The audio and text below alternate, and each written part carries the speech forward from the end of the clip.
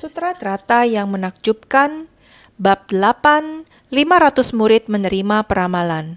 Sun Fasyang Sutra Teratai episode 1149. Membimbing yang bingung menuju pencerahan, meninggalkan kecil untuk mencari besar. Bagi para praktisi yang senantiasa mengiringi, mempelajari, dan mempraktikkan Dharma murni, Buddha memberikan peramalan kepada mereka. Semua Buddha memiliki ajaran dan jalan yang sama. Demi pewarisan untuk selamanya, makanya memberikan peramalan. Semua Buddha datang ke dunia untuk satu tujuan utama, membimbing mereka yang berada dalam kebingungan menuju pencerahan. Usia Buddha sudah tua. Beliau mulai memberikan peramalan satu persatu kepada muridnya, sehingga para murid memiliki keyakinan dalam pelatihan diri, supaya semua orang dapat membuktikan bahwa mereka juga bisa mencapai kebudaan di masa depan. Keyakinan seperti ini juga perlu mengamalkan sesuai yang diajarkan. Sang Buddha juga demikian, supaya kita setiap orang dapat memahami Dharma, prinsip kebenaran seluruh alam semesta sangat banyak. Ketika dikumpulkan, semua adalah pencerahan dari sebersit niat pikiran. Jika kita ingin tercerahkan, maka perlu bersungguh hati, mengikuti Dharma yang diajarkan oleh orang yang tercerahkan. Harus memiliki keyakinan yang mendalam, harus memiliki sikap hormat secara mendalam, harus menerima Dharma ini. Dharma diserap ke dalam hati dan perlu meyakininya secara mendalam. Harus senantiasa menyerap Dharma ke dalam batin dan enggan membiarkannya bocor. Tanpa kebocoran, sila samadhi prajna kebijaksanaan, bagaimana Buddha mengajarkan kita kehidupan yang menderita, berasal dari akumulasi dari berbagai sebab dan kondisi. Sebab dan kondisi ini dimulai dari tidak waspada, sebersit niat satu tindakan yang menciptakan kekuatan karma dari kerisauan dan kegelapan batin. Oleh karena itu, Buddha mengajarkan kita harus menerapkan sila. Sila dapat mencegah kesalahan dan menghentikan kejahatan. Terlebih dahulu memberitahukan kita tentang penderitaan, kemudian mengajarkan kita bagaimana tindakan yang menghasilkan sebab penderitaan. Kita harus mencegahnya. Kita harus sangat berhati-hati dalam bertindak. Jangan melanggarnya. Sumber dari tindakan ini berasal dari sebersit niat pikiran. Karena itu, kita harus menjaga niat pikiran dengan baik. Ini adalah sila. Maka terkadang kita bisa merasa, saya tidak melanggar sila. Apakah kita benar-benar tidak melanggar sila? Pikiran bergejolak.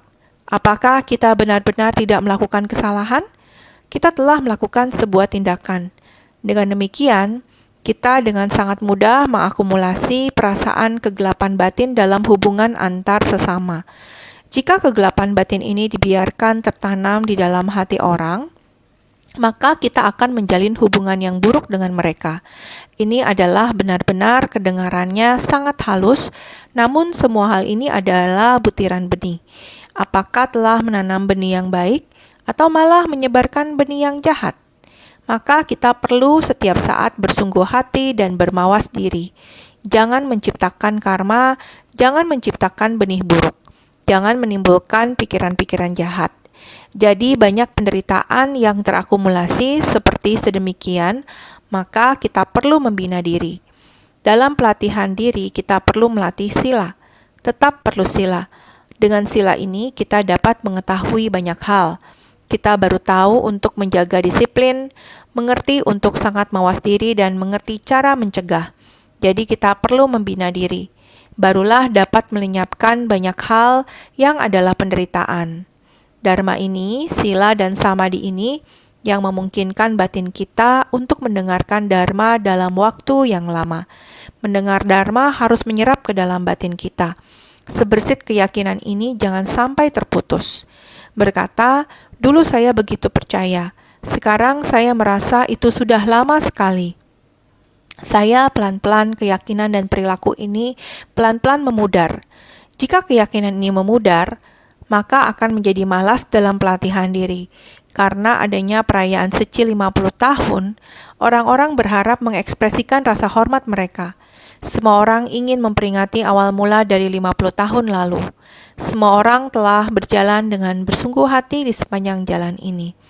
Dengan hati yang giat bersemangat, Pada saat inilah semua orang berkumpul bersama, dengan penuh ketulusan mengikuti ritual namaskara, melihat kelompok barisan yang panjang dan rapi, mulai dari pintu masuk dengan tulus bersujud.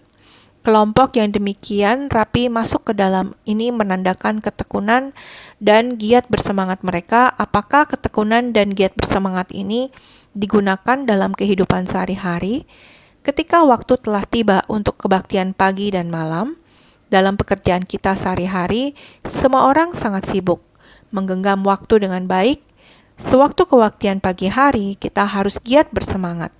Ketika kita mendengar suara genta dan genderang, dengan sikap hormat kita memasuki aula utama, memasuki aula Buddha. Ini disebut tekun dan giat bersemangat. Semua orang bersatu hati. Ini adalah peraturan pada kehidupan sehari-hari. Ini adalah tekad awal kita. Ketika memutuskan menjadi praktisi monastik, kehidupan di kaum monastik memang demikian. Dimulai dari sebersit niat ini, kita perlu mengikuti serangkaian peraturan-peraturan untuk berlatih diri, sehingga kebaktian pagi dan malam merupakan ketekunan dan kedisiplinan bagi kaum monastik. Ini lebih penting daripada hanya sekali setahun dengan 1-2 jam melakukan ritual namaskara. Namun, setahun sekali ini, insan suci dari seluruh daerah mengungkapkan tekad mereka. Kita juga tidak melupakan tekad awal. Kemudian mengingat kembali tekad awal tersebut, yaitu niat yang tulus, dan niat yang tulus ini bukan hanya sebuah kegiatan dalam setahun sekali. Harus senantiasa seperti Bodhisattva Sadapaributta. Meski dalam membahas sutra kita belum membahas sampai Bodhisattva Sadapaributta, tetapi kita dari awal sudah membahas tentang sikap pembinaan diri Bodhisattva Sadapaributta. Yakin pada apa yang diajarkan Buddha. Setiap orang memiliki sifat hakiki kebudaan. Hormati semua orang. Saya tidak berani meremehkan siapapun, karena semua orang bisa menjadi Buddha. Ini adalah praktik pembinaan diri Bodhisattva Sadapaributta.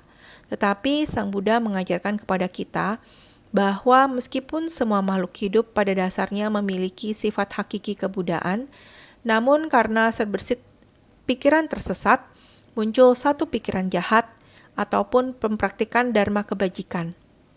Ini semua ada di dalam sebersit pikiran kita.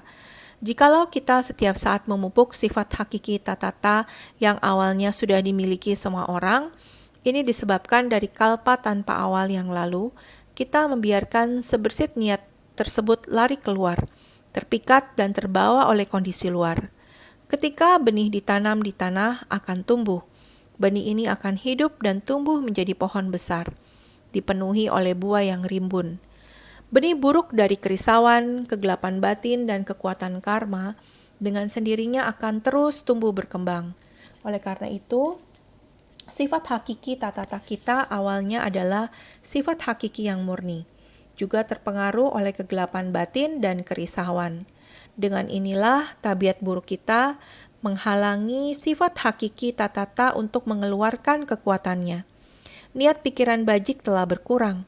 Tabiat buruk telah diresapi oleh niat pikiran buruk. Ketika pikiran bajik ingin kita kembangkan, niat pikiran buruk langsung menghalanginya. Ketamakan, kebencian, kebodohan, kesombongan, dan keraguan, prasangka terhadap orang lain, dan lain sebagainya terus muncul. Dengan kecurigaan seperti ini, apakah orang tersebut akan mencapai kebudaan? Bahkan sangat jarang berpikir bahwa setiap orang memiliki sifat hakiki kebudaan. Karena setiap orang memiliki sifat hakiki kebudaan, memori terhadap seluruh ajaran Sang Buddha juga sedemikian, tertutupi oleh pemikiran yang rumit dalam keseharian kita. Oleh karena itu, kita harus membangkitkan pikiran, saya masih menghormati Anda, dikarenakan kelak kamu juga akan mencapai kebudaan. Semangat dari Bodhisattva Sadapaributta. Pikiran ini sangat jarang muncul keluar. Singkat kata, kita dalam mempelajari Buddha Dharma harus senantiasa mengikuti praktik Buddha. Sang Buddha bagaimana mengajarkan kita, kita juga bagaimana menerimanya. Meskipun Sang Buddha sudah meninggalkan kita lebih dari 2000 tahun, Batin tulus Buddha di depan mata menghormati Buddha. Jika kita selalu memiliki batin yang tulus, 2000 lebih tahun sebelumnya adalah sama dengan bagaimana kita membina diri sekarang. Kalpa yang panjang dipersingkat menjadi satu waktu. Jika kita tidak tulus, satu waktu juga bisa ditarik panjang. Yang dibicarakan sekarang kemungkinan adalah perkataan beberapa menit yang lalu. Kita sekarang sudah melupakannya. Waktu begitu cepat menghilang dan terlupakan, yang berarti waktu sangat panjang. Jika kita mendengar Dharma ini, meskipun waktu telah terpisah selama 2000 tahun lebih, apalah artinya 2000 tahun lebih bagi kita? Itu hanya 20-an hari di alam Traya Strimsa. Ini tidaklah seberapa kan? Jadi jika dibicarakan, waktu kita semestinya benar-benar dimanfaatkan. Jarak Sang Buddha dengan kita tidaklah jauh. Pengajaran dari Sang Buddha diwariskan hingga sekarang. Kita harus mengikuti praktik Buddha. Buddha bagaimana mengajari kita bukan saja harus bersungguh-sungguh, mengingatnya di dalam hati, tapi juga harus mempraktikannya dalam tindakan nyata.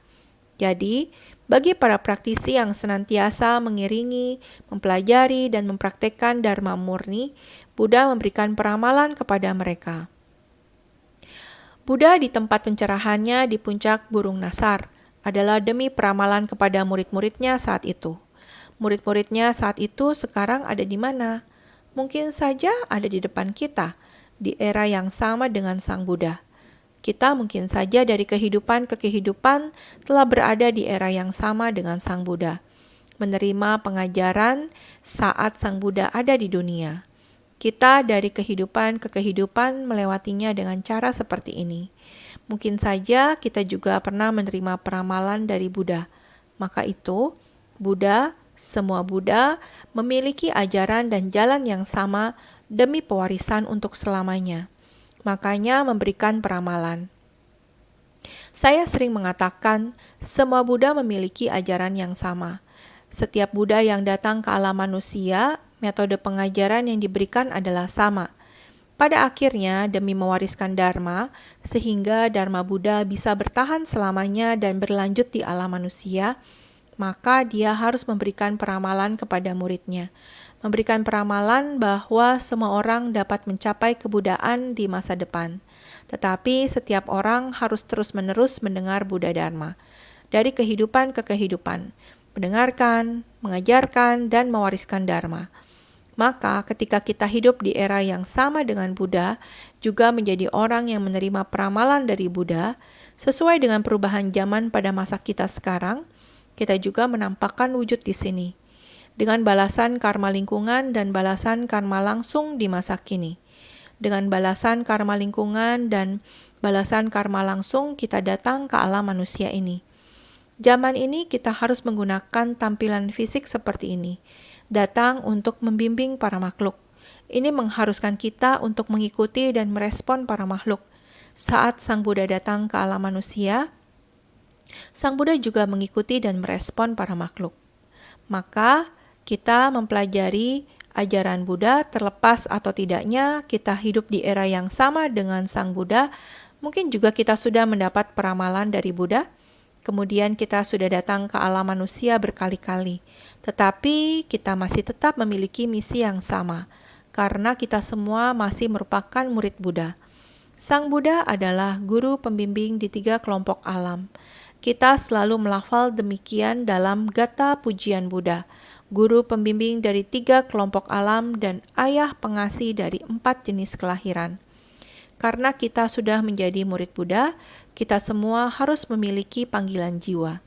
Panggilan jiwa akan misi ini, dalam pelatihan diri sehari-hari, kita harus memiliki keyakinan, pemahaman, praktik, dan realisasi. Kita harus menegakkan sila, samadhi, dan kebijaksanaan. Pelatihan tanpa kebocoran. Kita baru bisa maju. Kita baru benar-benar sanggup menyebut diri kita murid Buddha. Jadi, Sang Buddha demi pewarisan yang berkelanjutan, makanya memberikan peramalan kepada para murid. Sang Buddha datang ke dunia untuk satu tujuan utama. Jadi, harus membimbing mereka yang berada dalam kebingungan menuju pencerahan.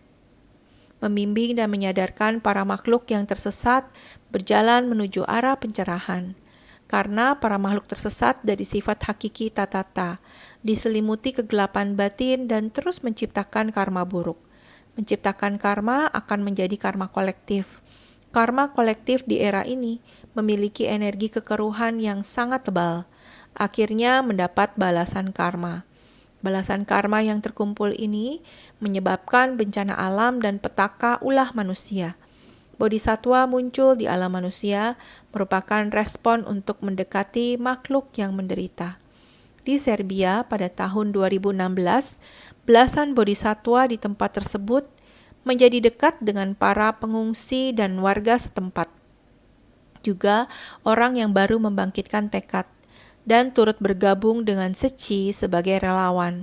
Semuanya berkumpul menjadi satu, membimbing mereka semua sampai memiliki tekad sebagai relawan, demi membuka hati para pengungsi. Walaupun perasaan bahagia dan sukacita yang hanya sekejap, juga ada anak muda yang berusia puluhan tahun. Walaupun dalam hati masih ada sedikit kebencian. Sebelumnya belum pernah tersenyum. Sudah menjadi pengungsi selama 3 tahun. Sekarang terjebak di Serbia. Dalam hatinya ada sedikit kebencian terhadap dunia, terhadap kehidupan. Dia merasa semua orang datang membantu mereka, namun bertemu dengan sekelompok orang yang sangat baik ini, memikirkan cara agar mereka tersenyum. Melihat senyuman mereka, kami mengira mereka telah memiliki ranjang untuk tidur, ada makanan untuk dimakan. Mereka sudah bisa tenang dan stabil. Dia berkata, "Kita tidak ada rumah, saya tidak ada keluarga, saya tidak ada sekolah untuk belajar. Saya tidak ada sangat banyak barang yang tidak dimiliki." Dia juga mengatakan, "Di masa lalu saya di negara kami, saya mempunyai rumah, saya mempunyai sekolah untuk belajar, saya memiliki segalanya." Sejak dia berusia 10 tahun mulai mengungsi. Tahun ini dia telah berusia 13 tahun. Meskipun di tempat itu telah melihat begitu banyak orang baik, begitu banyak orang dengan segenap hati mencintai mereka. Ibunya juga mengatakan, "Melihat perlakuan kalian terhadap putra saya, putri saya sebenarnya di dalam hatinya sangat sukacita. Meski anak masih memiliki sedikit memendam kebencian di dalam batin, tapi dia juga sangat bersukacita. Semua orang memberikannya seperti ini." Karena ibu harus segera menjelaskan apa yang dikatakan anaknya, meskipun masih terkandung sedikit memendam kebencian. Ibu harus segera menjelaskan dan mengatakan, "Putra saya sangat sukacita. Untung ada kalian memberikan kebahagiaan kepadanya, membuat putra saya, putri saya menebarkan senyuman." Ini adalah rasa bersyukur seorang ibu terhadap sekelompok bodhisatwa ini. Memang kita bisa memahami remaja 13 tahun ini. Sebenarnya mau sampai usia berapa tahun baru mendapatkan tempat tinggal yang tetap untuk kehidupan mereka di masa mendatang?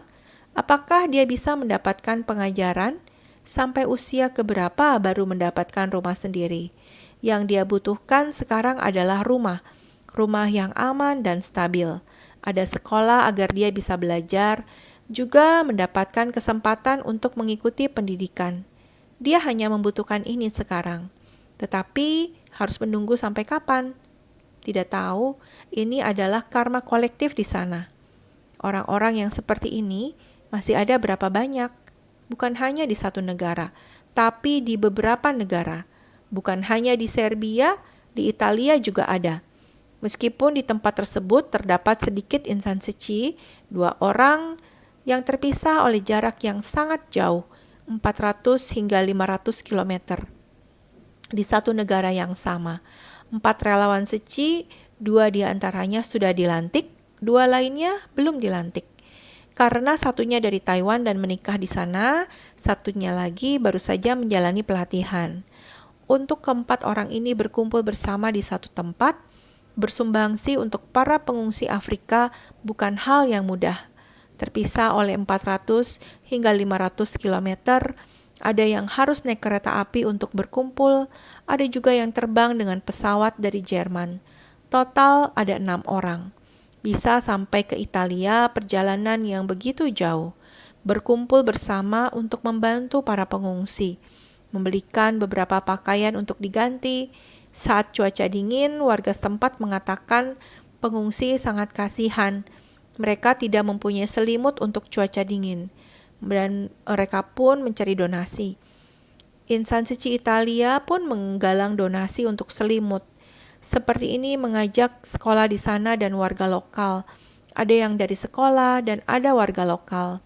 Terlebih dahulu memberikan mereka pemahaman atas cinta kasih suci. Bagaimana insan suci dari tempat yang sangat jauh, sangat tidak mudah dapat berkumpul dan bersumbangsi di sini. Ini membuat mereka semua sangat terharu. Maka warga setempat juga ikut berpartisipasi membantu, menenangkan mereka di satu kamp pengungsi. Di Italia bagian tengah, kamp pengungsi Perugia tidak hanya memberi benda materi kepada mereka, juga mengajak mereka bersama menyanyikan lagu Ayah Menarik Kerbau. Orang yang ingin ikut membantu orang harus belajar irama dari lagu Ayah Menarik Kerbau. Harus bisa mengajak pengungsi Afrika agar mengikuti irama. Maka 6 insan suci dari Italia, Jerman, dan lain-lain bergabung di Italia bagian tengah, menggerakkan hati cinta kasih warga setempat. Mereka memahami dan ikut berpartisipasi, ikut serta dalam kegiatan pembagian bantuan. Sebelum membagikan bantuan, semua orang sangat sukacita. Hati mereka telah terbuka. Namun orang-orang ini hanya dibiarkan tinggal selama 3 bulan di pos perbatasan ini. Kemudian mencocokkan mereka ke tempat yang berbeda di Italia. Setelah 3 bulan akan ada rombongan baru. Mereka telah memiliki metode yang standar ini. Para pengungsi ini mungkin ke tempat yang berbeda di Italia. Mungkin saja mereka telah memiliki tempat aman untuk tinggal, bertambahlah satu tempat yang lain. Insan suci di Eropa sangat sedikit. Di tempat itu mereka juga mengembangkan cinta kasih untuk menggerakkan orang untuk menenangkan hati mereka dan menginspirasi kebahagiaan dalam diri mereka. Ini benar-benar adalah sebab dan kondisi. Karena adanya sebab dan kondisi dari satu tujuan utama demikian di zaman sekarang ini, bodhisatwa harus berada di tempat yang berbeda, bersumbangsi demi para makhluk untuk menghadapi karma kolektif.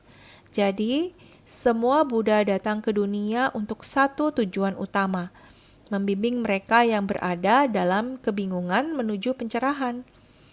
Di lautan manusia yang luas ini, di mana orang-orang ini akan tinggal, terlebih dahulu menenangkan hati mereka, membuat mereka terlebih dahulu ada arah tujuan dalam hati mereka. Ini adalah cinta kasih dalam hidup. Hanya dengan inilah mereka baru tidak tersesat dalam kebencian. Kita harus terlebih dahulu memberikan mereka arah cinta kasih. Semoga benih cinta kasih di masa mendatang ini, setiap butir ditanam dalam hati para makhluk yang sekarang sedang mengalami penderitaan. Dalam batin mereka menanam benih ini, inilah yang harus kita usahakan. Ini juga merupakan misi kita. Ajaran Sang Buddha, kita tidak boleh mengalami kebocoran. Dharma telah berlanjut selama lebih dari 2000 tahun. Di zaman sekarang, dalam kehidupan masyarakat dan lainnya, kita perlu untuk beradaptasi. Jadi kita harus beradaptasi dengan cara hidup masyarakat sekarang. Untuk bersumbangsi kepada mereka, mari kita lihat naskah sutra yang sebelumnya. Keagungan dan kemurnian daripada negeri, serta segala kemampuan gaib dari mereka, kumpulan bodhisatwa dan srawaka, masa dharma sejati dan dharma mirip, banyaknya kalpa dari panjang usia, semuanya sama seperti yang disampaikan sebelumnya. Sutra Teratai bab 8, bab 500 murid menerima peramalan. Untuk 500 orang yang menerima peramalan saat mereka mencapai kebudaan di masa depan, negerinya adalah sangat agung dan sangat murni. 500 orang ini semuanya sama. Naskah sutra berikutnya mengatakan, Kasyapa, engkau telah tahu tentang 500 orang yang telah memperoleh keleluasaan ini. Bagi para srawaka yang tersisa dalam persamuhan ini juga akan seperti ini.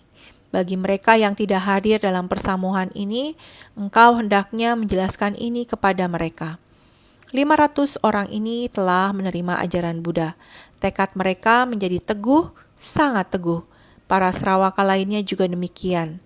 Mereka yang tidak hadir di persamuhan saat ini juga akan mencapai kebudaan di masa depan. Bagi mereka yang tidak hadir dalam persamuan ini, demikian pula engkau hendaknya menjelaskan ini pada mereka. Yang Arya Maha Kasyapa, engkau dapat mengikuti apa yang saya sampaikan ini. Sampaikan kepada mereka di masa depan. Memberitahu mereka bahwa mereka juga dapat mencapai kebudaan di masa depan. Semua orang pada dasarnya memiliki sifat hakiki kebudaan. Nama Buddha yang sama akan terus berlanjut. Negeri mereka saat mencapai kebudaan di masa depan, negeri dari 500 orang biksu yang menerima peramalan ini, semuanya adalah sama. Sampaikan saja seperti ini. Pada ketika itu, naskah sutra berikutnya mengatakan, pada ketika itu, 500 orang arahat itu setelah menerima peramalan di hadapan Buddha, lalu melompat kegirangan. Mereka segera bangkit dari tempat duduk dan pergi ke hadapan Buddha, bersujud dengan menempatkan kepala di kakinya, menyesali kesalahan dan mencela diri sendiri. Sutra Teratai bab 8, bab 500 murid menerima peramalan. Pada ketika itu, 500 orang arahat itu setelah menerima peramalan di hadapan Buddha, yaitu mereka yang hadir di persamuhan, secara pribadi menerima panggilan dan peramalan dari Buddha. Para arahat ini, mereka bersukacita, sungguh bersukacita. Sukacita hingga hampir melompat kegirangan. Sangat bersukacita. Jadi 500 biksu ini di hadapan Buddha menerima peramalan. Sungguh bersukacita melompat kegirangan. Merasa beruntung karena diri sendiri sekarang telah paham dan tercerahkan. Semua sungguh bersukacita. Kegirangan hingga segera berdiri, semuanya berkumpul bersama dan lebih mendekat di hadapan Buddha. Ingin mengungkapkan di hadapan Buddha, mengungkapkan hati penuh sukacita mereka. Ungkapan sukacita ini dikarenakan Buddha memberikan keyakinan yang mendalam kepada mereka. Karena di masa mendatang mereka juga mendapatkan peramalan. Di masa mendatang juga bisa mencapai kebudaan, yaitu Buddha meramal, di masa mendatang mereka juga bisa mencapai kebudaan. Ingin menyampaikan pemikiran mereka, pemahaman batin mereka. Mulailah masing-masing meninggalkan tempat duduk. Mereka ingin menyampaikan sukacita. Sebenarnya kenapa bersukacita? Jadi, semuanya segera berkumpul bersama hingga depan. Mereka segera bangkit dari tempat duduk dan pergi ke hadapan Buddha. Merasa beruntung karena diri sendiri sekarang telah paham dan tercerahkan, serta memperoleh peramalan dari Buddha. Mereka akan mengungkapkan pemahaman dalam batin, makanya bangkit dari tempat duduk dan maju ke tempat Buddha berada. Apakah kalian masih ingat? Kasyapa dan yang lainnya, 4 murid utama, juga melakukan ini dalam bab keyakinan dan pemahaman. Setelah mendengarkan Dharma, mereka merasakan sukacita, sehingga mereka datang ke hadapan Buddha.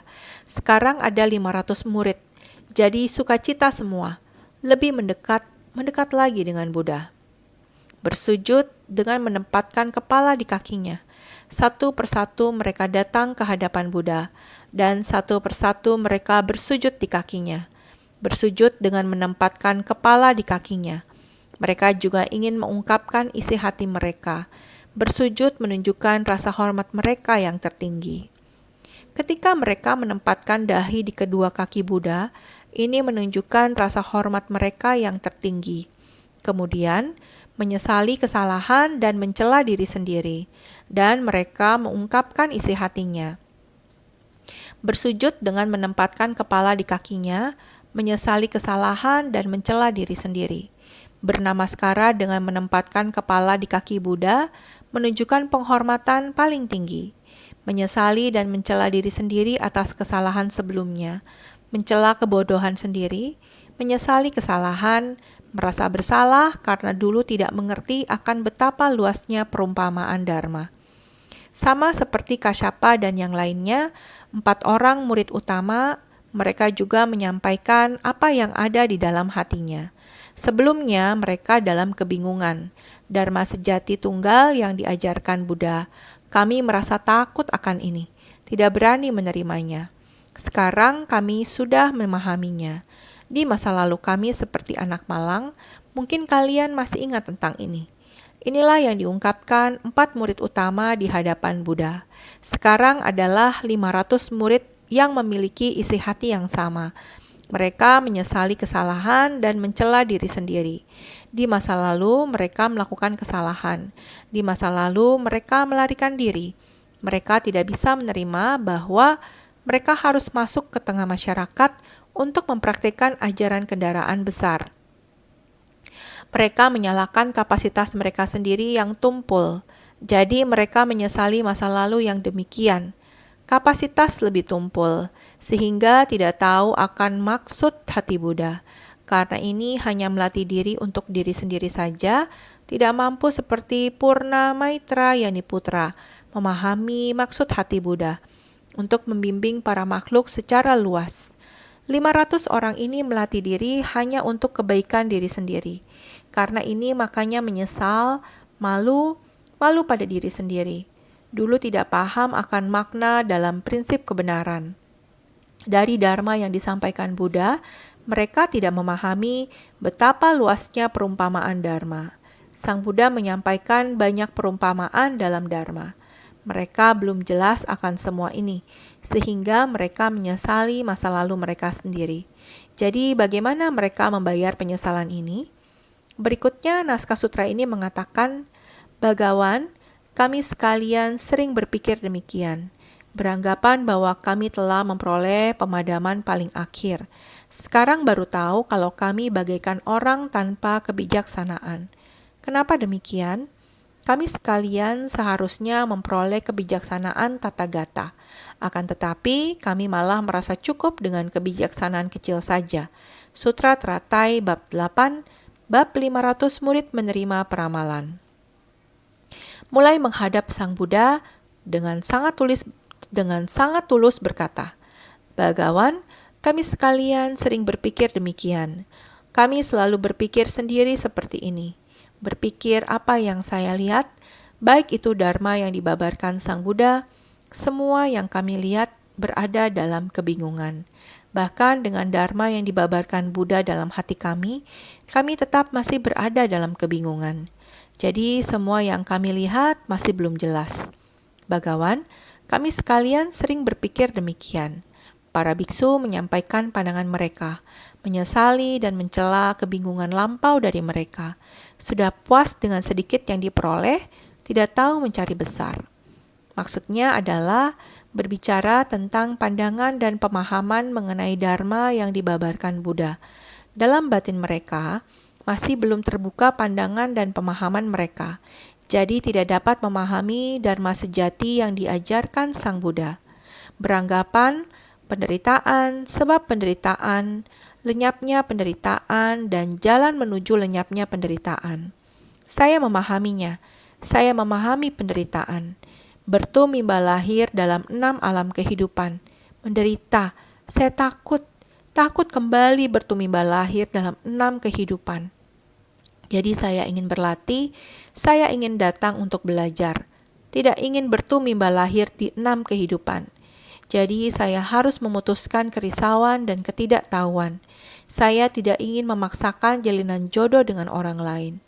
Jadi saya hanya memberi kebaikan pada diri sendiri. Saya sendiri terus-menerus berpikir demikian, sehingga tersesat. Jadi tersesat dalam diri sendiri. Tersesat dalam keinginan untuk mencapai pembebasan. Saya bertobat. Saya menyalahkan diri sendiri karena kebingungan di masa lampau. Jadi, sudah puas dengan sedikit yang diperoleh, sesungguhnya yang diperoleh hanyalah demikian. Dalam menerima 4 kebenaran mulia, saya melatih diri dengan sungguh-sungguh. Tetapi dengan ajaran lain yang dibabarkan Sang Buddha, tidak sungguh-sungguh mendengarkan. Karena demikian, mereka hanya mencapai yang kecil. Saya merasa demikian sudah cukup. Sudah puas dengan sedikit yang diperoleh, tidak tahu mencari besar. Saya tidak paham untuk mencari besar. Jadi, beranggapan bahwa kami telah memperoleh pemadaman paling akhir, beranggapan bahwa diri sendiri telah mendengarkan dharma dari Buddha dan memperoleh buah kesucian keempat, berarti telah mencapai jalan paling akhir. Sendiri beranggapan, saya demikian sudah sangat mencukupi dengan dharma yang didengar dari Buddha, karena demikian sudah jelas. Memperoleh buah kesucian keempat, beranggapan bahwa jalan yang demikian adalah paling akhir. Sekarang baru tahu kalau kami bagaikan orang tanpa kebijaksanaan. Baru tahu adalah orang tanpa kebijaksanaan. Sekarang baru tahu kalau kami bagaikan orang tanpa kebijaksanaan. Meski arahat tercerahkan, tetapi kemudian terdelusi kembali, tidak mampu memahami kendaraan besar dengan sepenuhnya. Sekarang mendengar pembabaran dari Buddha, barulah sadar dan terkejut, layaknya orang tanpa kebijaksanaan. Menyalahkan diri karena memiliki kapasitas tumpul dan baru tercerahkan sekarang. Tahu bahwa kecil bukanlah paling akhir dan besar barulah sejati. Merenungkan kembali pada masa lampau, layaknya orang bodoh yang tiada kebijaksanaan. Kita harus mengetahui, meski arahat tercerahkan, sebenarnya dia masih dalam kebingungan. Dia hanya memutuskan kerisauan yang kasar saja, tetapi delusi butiran debu dan pasir, delusi kegelapan batin masih belum putus. Sehingga ini merupakan arahat tidak mampu memahami kendaraan besar dengan sepenuhnya. Ajaran kendaraan besar dia tidak bisa memahami. Maka sekarang mendengar pembabaran dari Buddha, barulah sadar dan terkejut. Baru tahu, sekarang baru mengetahui, dulu kehilangan sangat banyak. Bagi diri sendiri, usia Buddha telah lanjut. Sekarang membabarkan ajaran besar kendaraan tunggal. Sekarang telah tersadarkan, benar-benar menyalahkan diri sendiri tidak ada kebijaksanaan. Sehingga menyalahkan diri karena memiliki kapasitas tumpul dan baru tercerahkan sekarang. Menyalahkan kapasitas diri sendiri sangat tumpul, sekarang baru mulai tersadarkan. Sekarang tahu bahwa kecil bukanlah paling akhir. Sekarang baru mengetahui ajaran kendaraan kecil bukanlah paling akhir. Ajaran kendaraan besar paling sejati, sehingga mengamati kembali, memikirkan masa lampau. Layaknya orang tanpa kebijaksanaan. Kenapa demikian? Sebenarnya mengapa?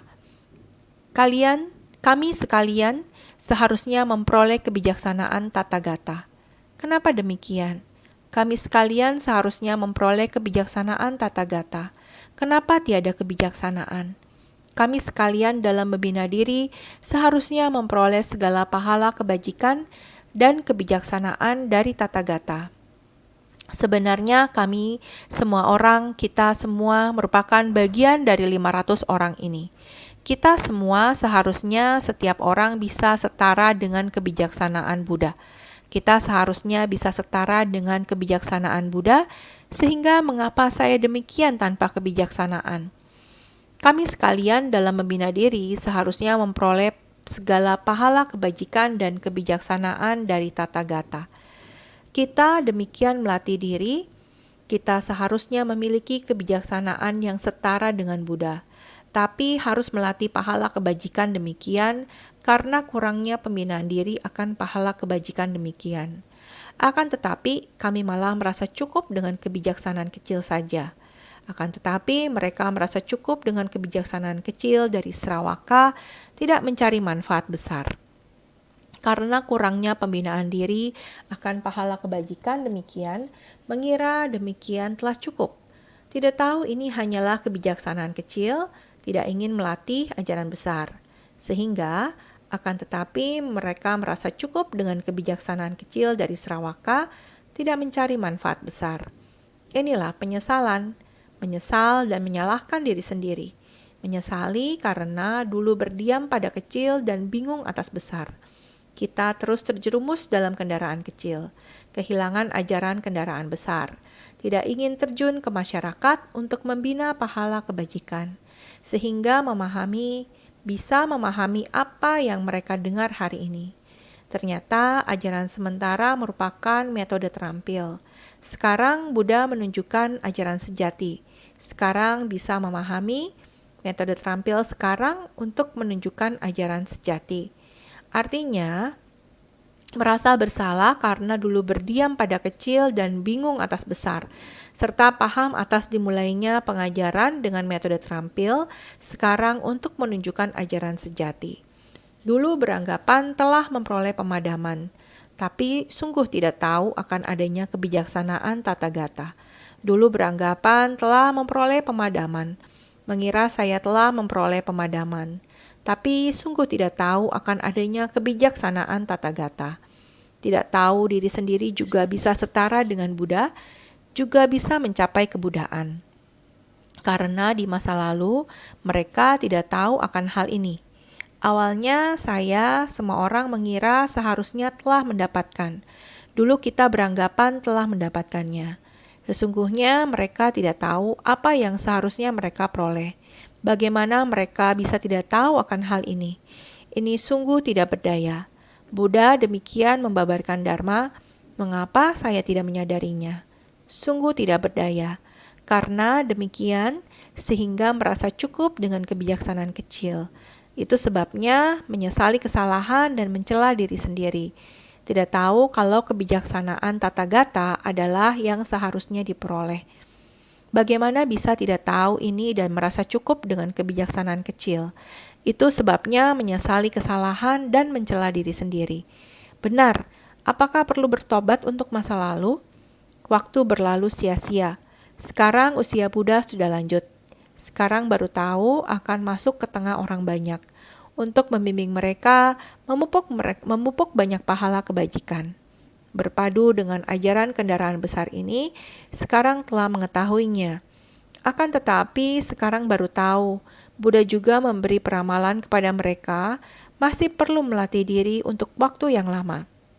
Di kemudian hari juga akan mencapai kebudaan. Bukankah kita harus memiliki keyakinan?